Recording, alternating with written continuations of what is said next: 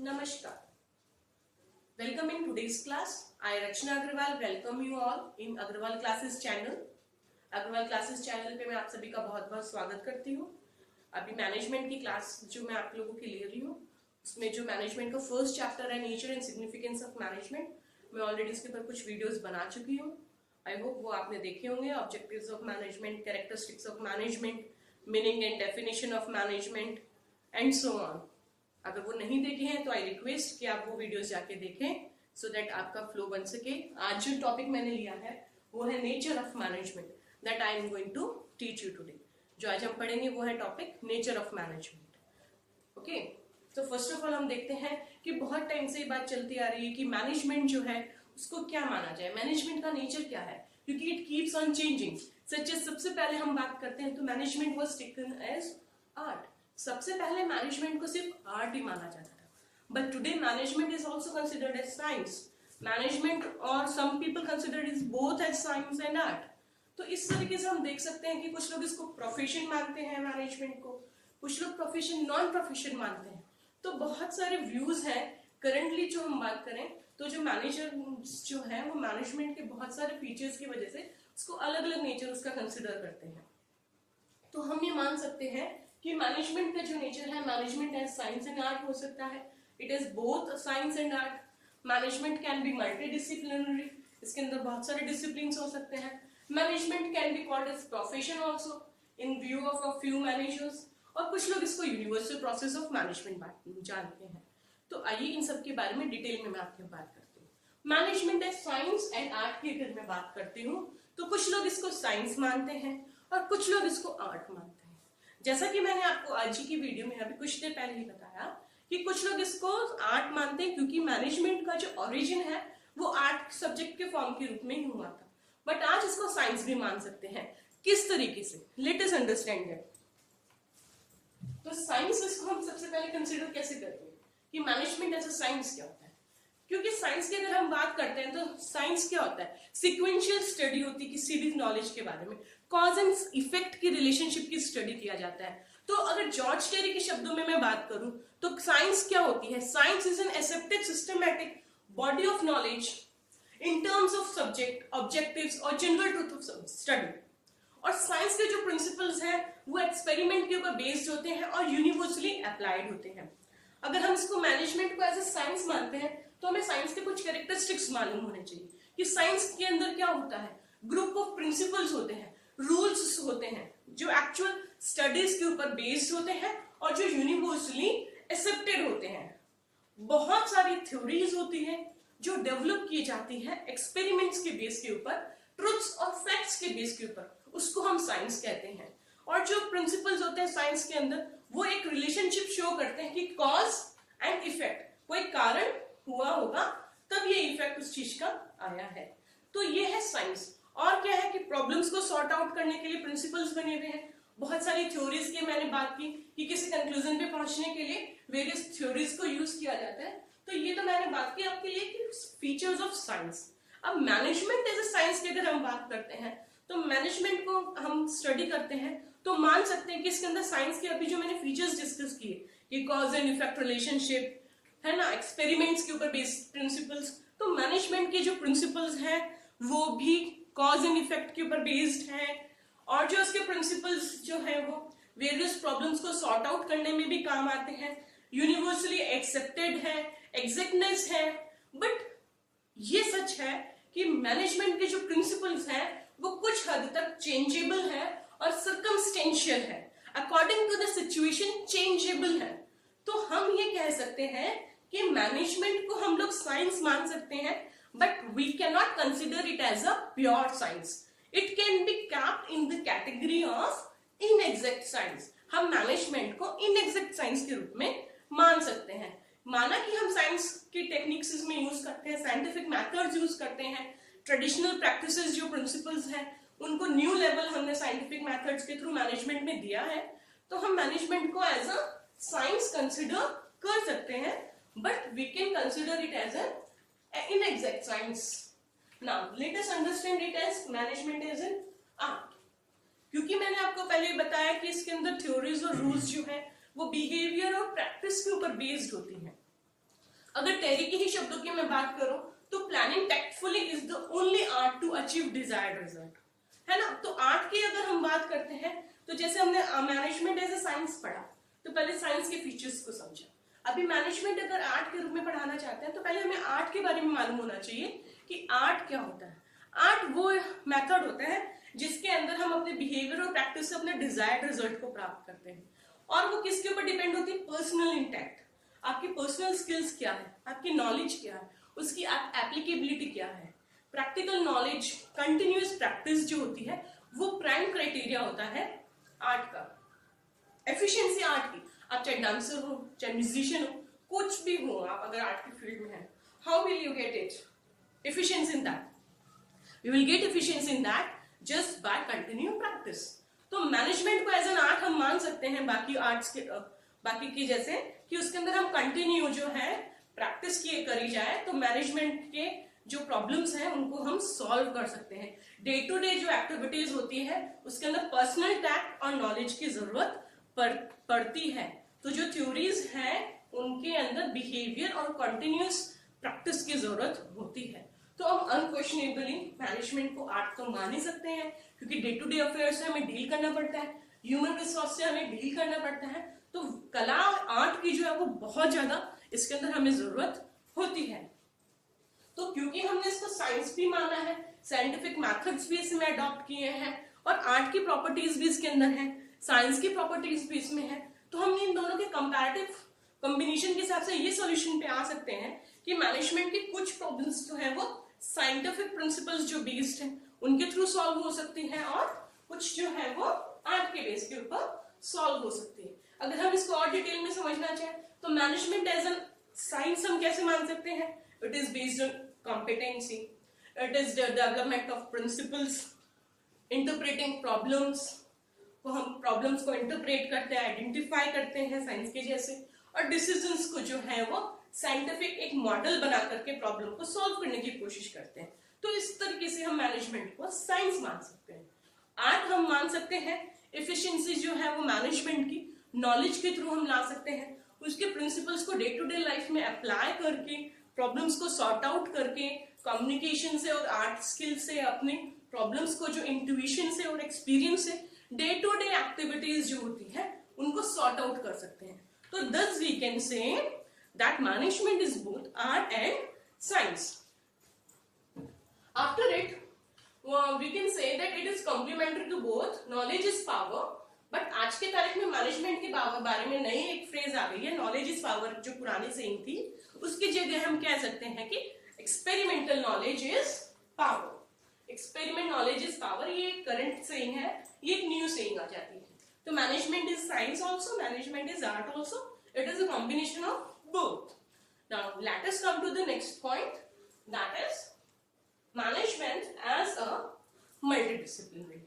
क्योंकि हर ब्रांच जो होती है वो इंडिपेंडेंट ब्रांच होती है नॉलेज की, मैनेजमेंट जो है वो भी अपने आप में इंडिपेंडेंट ब्रांच है। बाकी अगर इंडिपेंडेंट ब्रांचेस की हम डिसिप्लिन्स की अगर बात करते हैं, चाहे वो आर्ट्स हो, साइंस हो, कोई और सब्जेक्ट्स हो, तो मैनेजमेंट के अंदर जो प्रिंसिपल जो डेवलप हुए हैं वो ऑब्जेक्टिव्स के फुलफिलमेंट के लिए धीरे धीरे डेवलप हुए हैं, और बाकी सब जो इंडिपेंडेंट डिसिप्लिन्स थे उन सबके भी कंट्रीब्यूशन से हुए। जैसे कि हम साइंस के सब्जेक्ट्स की अगर कुछ सब्जेक्ट्स की हम बातें करते हैं, चाहे वो बायोलॉजी हो, पॉलिटिकल साइंस हो, सोशल साइंस हो, बिहेवियरल साइंस हो, साइकोलॉजी हो, सोशियोलॉजी हो, एंथ्रोपोलॉजी हो, इन सबके कॉम्बिनेशन से जो मैनेजमेंट की डिसिप्लिन है वो डेवलप हुई है। जैसे इकोनॉमिक्स की अगर हम बात करते हैं तो जो theory related to decision making process है, एलोकेशन ऑफ रिसोर्सेज है, रिसोर्सेज को अलॉट करने के बारे में है, प्रोसेस जो है प्रॉपर मैनेजमेंट ऑफ रिसोर्सेज की, वो सब हमें हेल्प मिलती है इकोनॉमिक्स के थ्रू मैनेजमेंट के अंदर भी। और जो साइकोलॉजी है और जो बायोलॉजी वगैरह है, तो उससे हमें अंडरस्टैंडिंग, कंट्रोल और ह्यूमन बिहेवियर जो टेंडेंसीज होती है, ह्यूमन नेचर के बारे में हमें जानने को मिलता है। तो इन डिसिप्लिन्स का भी कंट्रीब्यूशन है। इस तरीके से हम कह सकते हैं कि इनका कंट्रीब्यूशन अच्छा है। तो सोशियोलॉजी की अगर हम बात करते हैं तो फिर वही बात हो जाती है ग्रुप ऑफ पीपल की अंडरस्टैंडिंग, उनको कैसे हैंडलिंग करना है, उनसे रिलेटेड जो मैथडोलॉजी है उसके अंदर हमें कंट्रीब्यूशन सोशियोलॉजी सब्जेक्ट से मिलता है। डेवलपमेंट ऑफ एथिकल वैल्यूज की अगर हम बात करते हैं, एथिक्स की बात करते हैं, नैतिक मूल्यों की अगर हम बात करते हैं, तो हमें एंथ्रोपोलॉजी का कंट्रीब्यूशन मैनेजमेंट के अंदर मिल जाता है। तो इस तरीके से हम कह सकते हैं कि जो मैनेजमेंट है that is a combination, integrated है वेरियस कॉन्सेप्ट, अलग अलग जो डिसिप्लिन है सोशियोलॉजी, एंथ्रोपोलॉजी, इन सब के कॉम्बिनेशन से जो है मैनेजमेंट जो है वो मोर इफेक्टिव बन पाया है। उनकी प्रिंसिपल्स, उनके थ्योरीज को यूज करके मैनेजर्स मैनेजमेंट को मोर इफेक्टिव बना पाते हैं। That is why we can call it as a multidisciplinary, इसलिए हम मैनेजमेंट को मल्टीडिसिप्लिनरी कह सकते हैं। समझ में आया आप लोगों को यहाँ तक कि अभी हमने इसके 2 पार्ट्स हम लोगों ने कर लिए हैं। Then comes management as profession. Management को हम प्रोफेशन कैसे मान सकते हैं? प्रोफेशन इस तरीके से मान सकते हैं कि मैनेजमेंट स्टडीज जो है वो धीरे धीरे प्रोफेशनल होती जा रही है, प्रोफेशनल साइंस की कैटेगरी में आ रही है। इस स्टेट में हम लोग कह सकते हैं कि क्या हम मैनेजमेंट को प्रोफेशन माने या नहीं माने।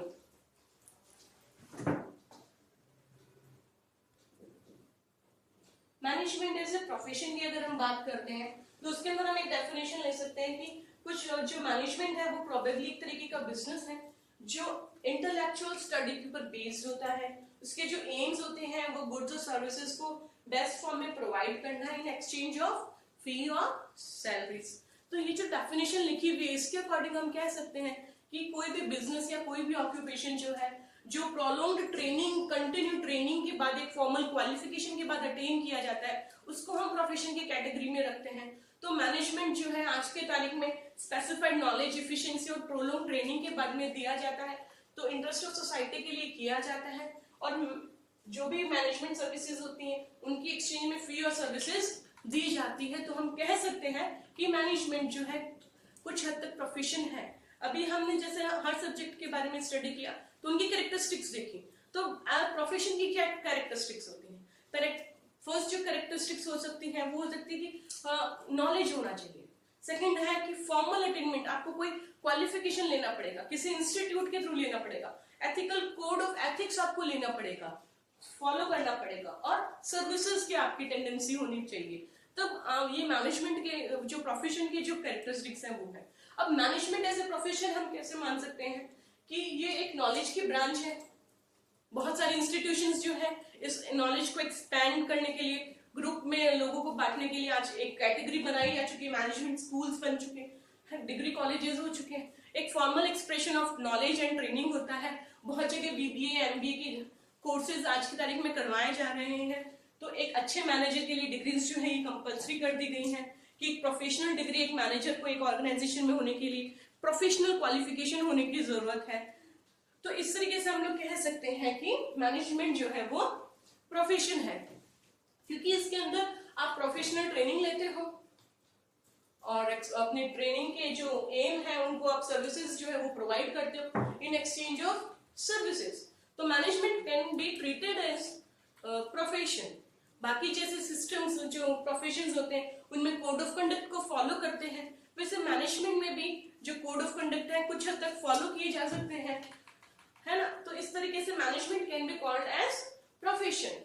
सर्विसेज इसके अंदर दी जाती है, टेंडेंसी जो होती है वो सर्विस देने की ही होती है मैनेजमेंट की भी।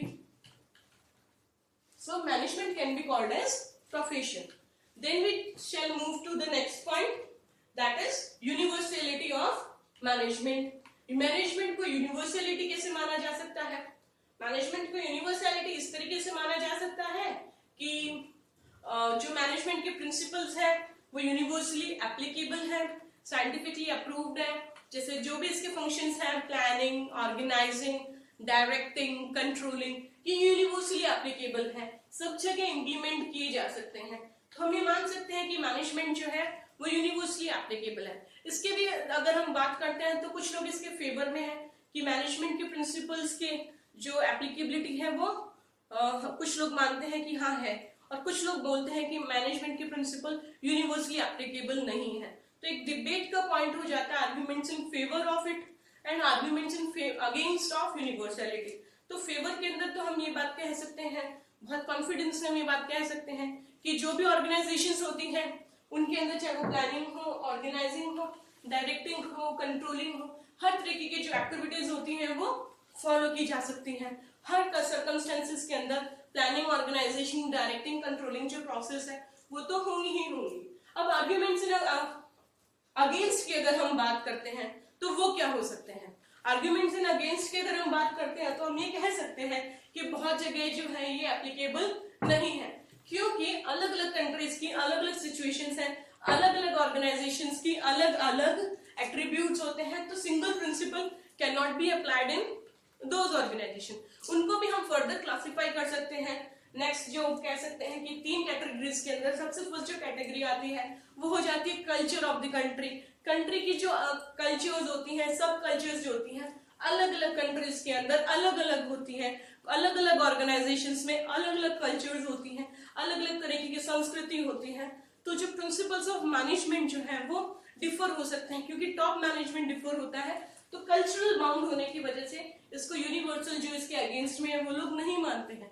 ऑब्जेक्टिव्स सेकंड पॉइंट जो बन जाता है कि मैनेजमेंट जो यूनिवर्सल है नहीं, उसके अगेंस्ट में जो लोग हैं वो ये कहते हैं कि ऑब्जेक्टिव्स जो है किसी भी 2 ऑर्गेनाइजेशंस के वो डिफरेंट हो सकते हैं। तो because of the differentiation in the objectives it can not be considered as universally applicable, क्योंकि कुछ ऑर्गेनाइजेशन का मोटिव प्रॉफिट अर्निंग होता है और कुछ ऑर्गेनाइजेशन का नॉन प्रॉफिट ऑर्गेनाइजेशन के जैसे होता है, नॉन बिजनेस एक्टिविटीज होती हैं। तो क्योंकि इन दोनों की ऑब्जेक्टिव्स में डिफरेंस है तो ये यूनिवर्सली सेम एप्लीकेबिलिटी नहीं है। जो एक ऑर्गेनाइजेशन में रूल्स अप्लाई हो रहे हैं वो दूसरी ऑर्गेनाइजेशन में अप्लाई नहीं हो सकते हैं। और जो मैनेजरियल फिलॉसफी है वो भी डिफरेंट होती है, क्योंकि दोनों किसी भी 2 ऑर्गेनाइजेशन की अगर हम बात करते हैं तो उनकी जो टॉप अथॉरिटीज होती है वो दोनों अलग अलग होती है, उनका दोनों का हाई लेवल मैनेजमेंट का जो व्यू होता है वो डिफरेंट होता है। तो वो ऑर्गेनाइजेशन के अंदर प्रिंसिपल्स को अपने अकॉर्डिंग अप्लाई करने की कोशिश करते हैं।